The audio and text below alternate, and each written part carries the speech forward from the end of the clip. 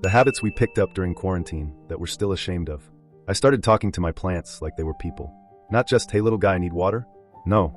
Full conversations. Listen Brenda, if you die on me I'm gonna lose it.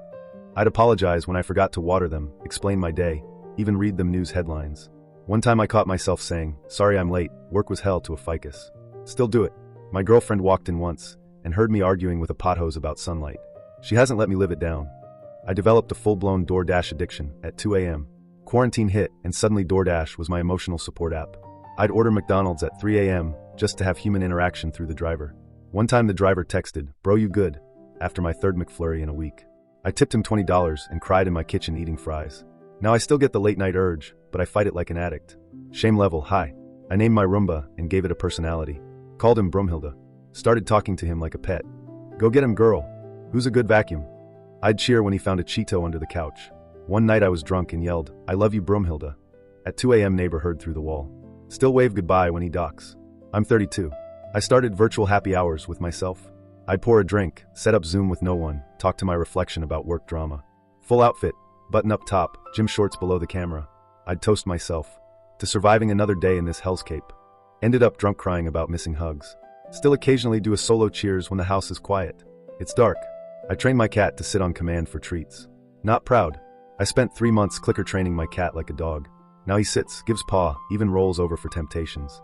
My friends came over once, and I proudly showed off, watch this. Cat sat. They stared.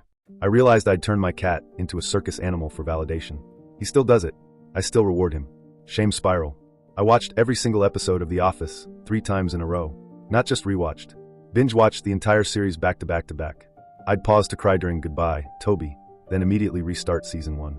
My roommate caught me quoting Dwight to myself in the kitchen at 4 a.m. I haven't admitted it to anyone until now.